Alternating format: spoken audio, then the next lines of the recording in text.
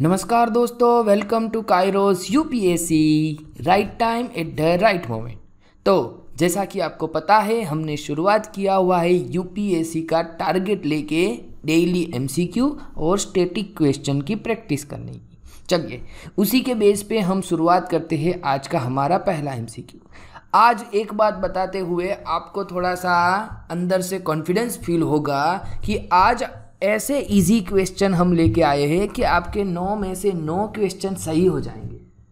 आप पूछेंगे सर जी 10 क्वेश्चन होते हैं, आप 9 क्यों बोल रहे हो? तो देखिए, आज हमें करंट अफेयर्स में एक क्वेश्चन ऐसा लगा ही नहीं कि हम बना पा रहे। ठीक है, तो हम आज 9 क्वेश्चन अटेंड करेंगे और उन 9 क्वेश्चन में से हम ऐसा धार के चलते हैं, हम ऐसा मान के चलते हैं कि आपके 9 में से 9 के 9 क्वेश्चन सही हो जाए। ठीक है, चलिए सबसे पहला एमसीक्यू आपको पूछ रहा है, consider the following statements regarding green hydrogen. चलिए, ग्रीन हाइड्रोजन के बारे में आपको यहाँ पे सेंटेंस दिए हैं, उनमें से आपको how many sentence are correct यह बताना है। पहला, green hydrogen is produce using renewable energy sources. क्या भैया यह सही बात है? जी हाँ, ग्रीन हाइड्रोजन जो प्रोड्यूस होता है यह रिन्यूएबल एनर्जी से प्रोड्यूस होता है। फर्स्ट सेंटेंस सही है। दूसरा, electrolysis is the process use to produce green hydrogen. क्या इसमें इलेक्ट्रोलाइसिस करके कोई सिस्टम यूज करते हैं या कोई प्रोसेस यूज करते हैं क्या? बिल्कुल, इलेक्ट्रोलाइसिस जो है यह एक प्रोसीजर है जिसमें हम ग्रीन हाइड्रोजन प्रोड्यूस करते हैं। तो दूसरा सेंटेंस भी सही है। तीसरा, in India green hydrogen is defined as having well to gate emissions of not more than 2 kg carbon dioxide equivalent per hydrogen. मतलब कि भारत में ग्रीन हाइड्रोजन को इस हिसाब से डिफाइन किया जाता है कि well to gate emissions of not more than 2 kg carbon dioxide equivalent per kg hydrogen. यह क्या होता है? जी हाँ फ्रेंड्स, इसके बारे में हम आगे देखेंगे, लेकिन फिलहाल आप यह याद रखो कि तीनों के तीनों सेंटेंस कैसे है, करेक्ट है। तो यहाँ पे हमारा सही आंसर आ जाएगा option C, all 3 are correct. ठीक है, चलिए अब हम देख लेते हैं क्या है न्यूज़ और क्या है हमारे पूरे के पूरे सेंटेंसेस। तो अभी हमारे ministry of new and renewable energy हैं, उन्होंने नोटिफाइड किया है green hydrogen standards for India, और यह हाईलाइट करता है एमिशंस के बारे में, जिससे हम क्या कर सके, हम हाइड्रोजन को प्रोड्यूस कर सके एज अ ग्रीन। ठीक है, कि ऐसा ना हो कि हम ग्रीन हाइड्रोजन प्रोड्यूस करने के चक्कर में हम CO2 का क्या कर सकते हैं, क्या कर दे, एमिशन कर दे। तो ऐसा ना करे, इसी वजह से उन्होंने अभी कुछ स्टैंडर्ड तय किए हैं। ठीक है, चलिए अब क्या देखा रहा है कि वेल टू गेट एमिशन, आपका जो क्वेश्चन था कि वेल टू गेट एमिशंस क्या होता है, तो जहाँ पे इंक्लूडिंग वाटर ट्रीटमेंट होती है, इलेक्ट्रोलाइसिस होती है, गैस प्योरिफिकेशन होता है, ड्राइंग होता है और कंप्रेशन होता है किनका, हाइड्रोजन का, और वहाँ पे more than 2 kg carbon dioxide equivalent per kg hydrogen will be considered as a green. मतलब कि 2 kg कार्बन डाइऑक्साइड के इक्विवेलेंट सिंगल kg हाइड्रोजन का क्या होता है, यह प्रोड्यूस होता है। ठीक है, उसी को हम क्या कहते हैं, ग्रीन कहते हैं। तो यहीं पे हमने वेल टू गेट एमिशंस को ट्रैक किया था, the emissions through out the life cycle of the production, कि पूरे के पूरे प्रोडक्शन प्रोसेस के दौरान कितना हमारा एमिशंस होता है। ठीक है, चलिए कौन है नोडल मिनिस्ट्री? नोडल मिनिस्ट्री है हमारी मिनिस्ट्री ऑफ पावर, और पर्टिकुलर बॉडी की बात करें तो ब्यूरो ऑफ एनर्जी है। ठीक है, और यह हमारे नेशनल ग्रीन हाइड्रोजन मिशन का यह पार्ट है। ठीक है, चलिए चलते हैं हम आगे। नेक्स्ट एमसीक्यू आपके सामने है, what is the main objective of digital India Bhashini initiative. चलिए, डिजिटल इंडिया के बारे में कोई हमने इनिशिएटिव लिया है भाषिनी करके, उनके बारे में क्या सही है, उनके ऑब्जेक्टिव के बारे में क्या सही है यह बताना है। पहला, to restrict access to the internet and digital services in Indian language, क्या हम इसको रेस्ट्रिक्ट करेंगे? दूसरा, to promote foreign language and discourage the use of Indian language online. भैया ऐसे नेगेटिव तो हम आएंगे नहीं, तो पी और बी दोनों को हम आसानी से काट सकते हैं। तीसरा, to provide easy access to the internet and digital services in Indian languages while also encouraging content creation in this language. और चौथा है, to replace Indian language with English as the primary language for digital services and content. देखिए, अगर आपको बिल्कुल सही नहीं पता होगा फिर भी यहाँ पे आपके लिए ऑप्शन सी सही करना कोई बड़ी बात नहीं थी। क्यों?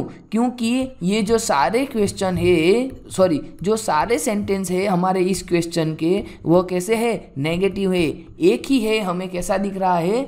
पॉजिटिव दिख रहा है। ठीक है, तो सी इज द राइट आंसर। चलिए, क्या हुआ है कि भाषिनी जो है हमारा, इसका नाम होता है भाषिनी इंटरफेस फॉर इंडिया।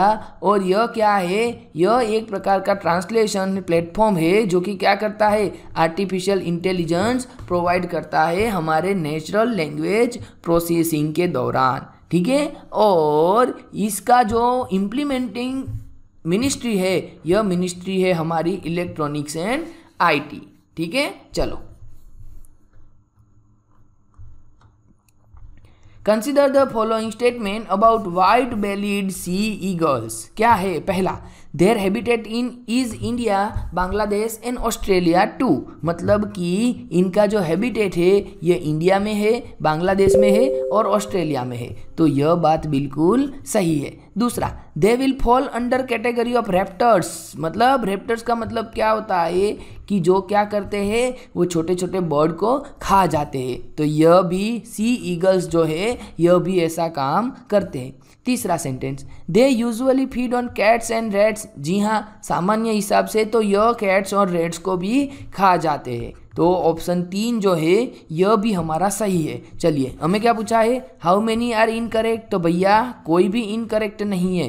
क्या आ जाएगा हमारा सही आंसर? सही आंसर आएगा ऑप्शन डी। ठीक है, चलिए देख लेते हैं कि अभी हमारा जो IUCN रेड लिस्ट है सी ईगल का, वो क्या है? यह है हमारा लिस्ट कंसर्न। ठीक है, और इनका हैबिटेट कहाँ कहाँ पे है? तो इंडिया में है, ईस्टर्न कोस्ट ऑफ बांग्लादेश में है, श्रीलंका में है और साउथ ईस्ट एशिया में ऑस्ट्रेलिया तक ये पहुँचे हुए हैं। ठीक है, इनका मेन जो अगर कोई नुकसान हो रहा है तो क्या नुकसान हो रहा है? उनका हैबिटेट लॉस हो रहा है। और उनके लिए नेस्टिंग के लिए जो जगह होती है वहाँ पे भी हमें दिक्कतें देखने को मिलती है। ठीक है, आपको याद रखना है उसका स्टेटस, आपको याद रखना है उसका जियोग्राफिकल लोकेशन और आपको याद रखना है उसका इस इमेज के बारे में, ताकि आपको अगर सी ईगल दिखे तो याद लग जाए कि हाँ ऐसा कुछ हमने देखा था जो कि एक रैप्टर्स की कैटेगरी में आता था। चलिए, नेक्स्ट MCQ आपके सामने है मुरमंस्क पोर्ट। चलिए बताइए, मुरमंस्क पोर्ट जो अभी न्यूज़ में था यह कहाँ पे आया है? ये आया है नॉर्वे में, ईरान में, रशिया में या फिर यूक्रेन में? बोलिए कहाँ पे आया है? जी हाँ, यह पोर्ट आया है रशिया में। क्यों रशिया में आया है सर? भैया यह रशिया में इसलिए आया है क्योंकि रशिया जो है, यह रशिया आप देख रहे होंगे कि आर्कटिक सर्कल के सबसे ज़्यादा बाउंड्री वाले देशों में से एक है। ठीक है, और अभी क्या हुआ है कि इंडिया ने एंगेजमेंट किया है रशिया के साथ, किसके रिगार्डिंग? आर्कटिक रीजन के रिगार्डिंग। ठीक है, तो अभी जो हमारा कोई कार्गो हम हैंडल करेंगे, यह कार्गो मुरमंस्क पोर्ट के थ्रू हैंडल होगा। ठीक है, यह जो पोर्ट है, यह port one of the largest ice free port है रशिया में। ठीक है, आइस फ्री का मतलब क्या होगा कि देखो ये है हमारी पूरी की पूरी पृथ्वी। ठीक है, यहाँ पे है हमारा इक्वेटर, यहाँ पे है कैंसर और यहाँ पे है हमारा कैप्रिकॉर्न। और यहाँ पे जो है, यहाँ पे 60 डिग्री क्या आ जाएगा? 60 डिग्री आ जाएगा हमारा उसके ऊपर वाला जो विस्तार है, उसके ऊपर वाले विस्तार कैसा रहता है? हमेशा आइसी होता है, मतलब कि बर्फ़ से ढका हुआ होता है। लेकिन यह जो पोर्ट है रशिया का मुरमंस्क, यह क्या होता है कि यहाँ पे हमें मिलता है क्या? हमें मिलता है यहाँ पे वार्म करंट। ठीक है, और यह वार्म करंट की वजह से यह जो पोर्ट होता है यह हमारा कैसा रहता है? आइस फ्री रहता है। ठीक है, याद रखिएगा।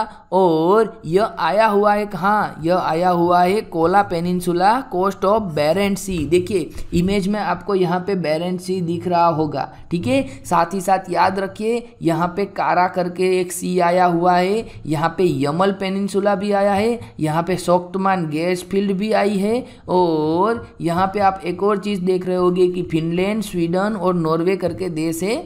यहाँ पे आया है पिट्सबर्ग और यहाँ पे आया है मॉस्को। कौन से कंट्री के अंतर्गत आते हैं, रसिया के अंतर्गत आते हैं, ठीक है। चलिए चलते हैं हम आगे।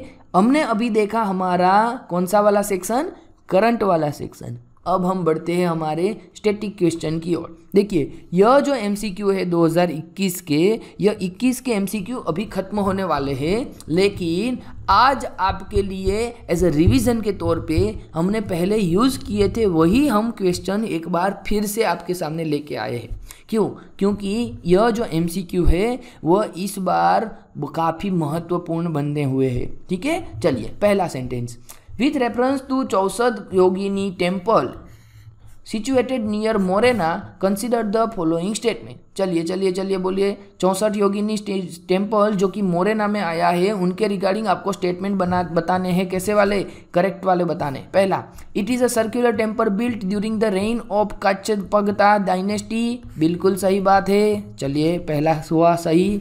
It is the only circular temple built in India, भैया आपके घर के आसपास भी अगर कोई मंदिर होगा जो कि राउंड शेप में होगा तो भी हमारा यह सेंटेंस गलत साबित करना पड़ेगा, जो कि गलत ही है, क्योंकि बहुत सारे मंदिर है ऐसे कैसे है, सर्कुलर होते हैं। तीसरा, it was meant to promote a Vaishnava cult in the region, नहीं वैष्णव कल्ट नहीं आएगा, तो कौन सा आएगा सर जी, यहाँ पे आएगा शक्ति आएगी, यानी कि माता रानी का यह मंदिर है, ठीक है। तो तीसरा सेंटेंस भी हमारा गलत साबित होता है। चौथा sentence, its design has given rise to popular belief it was the inspiration behind the Indian parliament building, बिल्कुल, लेकिन कौन सी वाली, पुराने वाली। अभी जो हमारा सेंट्रल विस्टा है, यह सेंट्रल विस्टा अभी हमारा ऐसा राउंड नहीं है, अभी यह कैसा है, यह अभी हमारा ऐसे त्रिकोण वाले शेप में है, ठीक है। तो चौथा वाला सही है, पहला वाला सही है, लेकिन दूसरा तीसरा गलत है, तो हमारा सही आंसर आ जाएगा option C, 1 and 4 are correct. चलिए एक और आसान सा सवाल, in the context of colonial India Shahnawaz Khan, Prem Kumar Sahgal और गुरबख्श सिंह ढिल्लो यह कौन थे, तो क्या यह लीडर्स थे हमारे स्वदेशी मूवमेंट के और बॉयकॉट मूवमेंट के। दूसरा ऑप्शन, क्या यह इंटरिम गवर्नमेंट 1946 के मेंबर थे।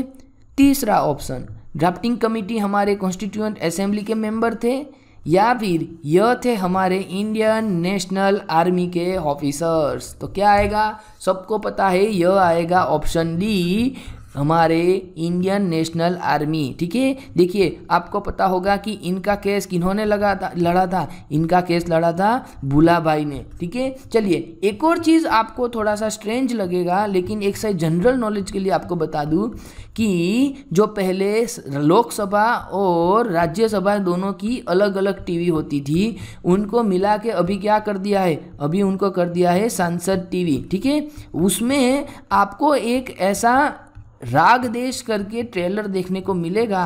हालांकि मुझे अभी मौका नहीं मिला कि यह मूवी देख पाऊँ, लेकिन आप अगर YouTube पे सर्च करोगे तो रागदेश मूवी करके संसद टीवी के चैनल पे उसका ट्रेलर देखने को मिलेगा। और यह जो मूवी है यह किन के ऊपर है, यह इन्हीं के ऊपर है, हमारे इंडियन नेशनल आर्मी के जो तीनों ऑफिसर्स थे, शाहनवाज खान, प्रेम कुमार सहगल और गुरबख्श सिंह ढिल्लो, ठीक है। चलिए so option D is the right answer. Next, Who among the following is associated with the songs from prison? भैया जेल से गाना के लिए कौन फेमस है, किसका ट्रांसलेशन है, ancient Indian religious lyrics in English. चलिए इंग्लिश में किन्होंने ट्रांसलेट किया था, क्या बाल गंगाधर तिलक थे, क्या जवाहरलाल नेहरू थे, क्या मोहनदास करमचंद गांधी थे, या फिर भारत की कोकिला से नाम से जानी जाती हमारी सरोजिनी नायडू मैडम थी। बोलिए क्या आएगा सही आंसर, तो सॉन्ग्स फ्रॉम प्रिजन के लिए सही आंसर आएगा ऑप्शन सी, मोहनदास करमचंद गांधी। ठीक है, चलिए चलते हैं आगे। एक और एंशियंट हिस्ट्री का आसान सा सवाल आपके सामने पेश है। क्या पूछ रहा है, एंशियंट इंडिया में भवभूति, हस्तिमाला और काहेमेश्वरा वर फेमस। यह फेमस थे, किनके लिए फेमस थे भैया, किनके लिए फेमस थे वो बता दीजिए। तो क्या यह जैन मोंक थे, क्या यह प्ले राइट थे, क्या यह टेम्पल आर्किटेक्ट थे, या फिर यह क्या थे, क्या थे क्या थे क्या थे, जी हाँ, क्या यह फिलोसोफर्स थे। चलिए, तो आपको बताना है यह कौन थे।